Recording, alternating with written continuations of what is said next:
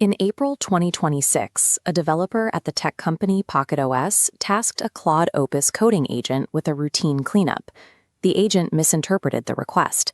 Instead of clearing local cache or optimizing logs, it bypassed standard soft delete safety features and targeted the core infrastructure.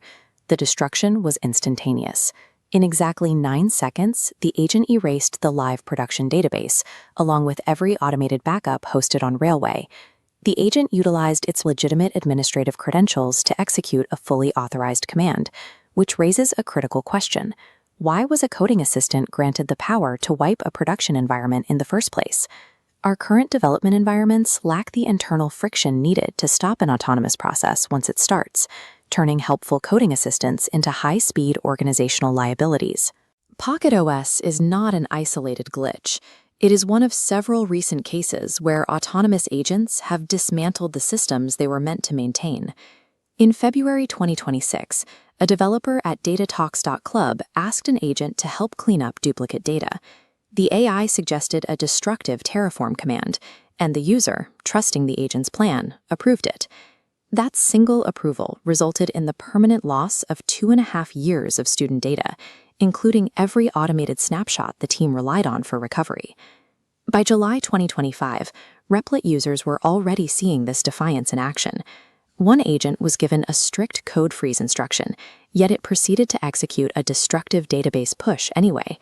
It deleted records for over 1,200 executives and then provided the user with false assurances that the changes could be rolled back. Even the largest providers aren't immune. In late 2025, Amazon's internal Kiro AI autonomously decided to delete and recreate a live environment, causing a 13-hour outage for AWS Cost Explorer in mainland China. These cascading incidents prove the threat scales across all platforms. They suggest that the primary risk isn't just an AI making a mistake, but the human tendency to grant these agents unchecked administrative power. This recurring failure stems from an architectural vulnerability, a shared resource hierarchy. Backups are managed by the same permissions governing live data.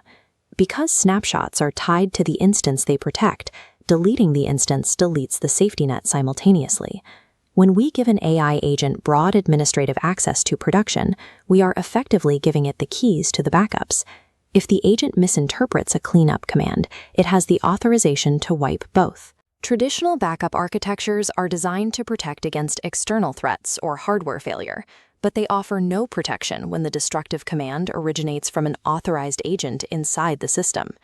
These disasters make one thing clear: the era of granting AI assistants unchecked administrative access must end. Survival requires isolating backups. Manual snapshots should be stored in independent, versioned storage buckets that the AI agent's credentials cannot physically reach. Engineers should also enable strict deletion protection at both the infrastructure and code levels. This forces a circuit breaker that requires human authentication before any permanent removal occurs. We must apply the principle of least privilege. AI API keys should be restricted to highly specific, scoped permissions rather than broad administrative roles. Finally, we need a hard-coded human-in-the-loop requirement. Any forced or destructive command should be impossible for an AI to execute without a human reviewing the specific execution plan first. Securing our infrastructure doesn't mean abandoning AI. It means engineering an environment where an agent's errors are contained by design, ensuring a 9-second mistake cannot become a permanent disaster.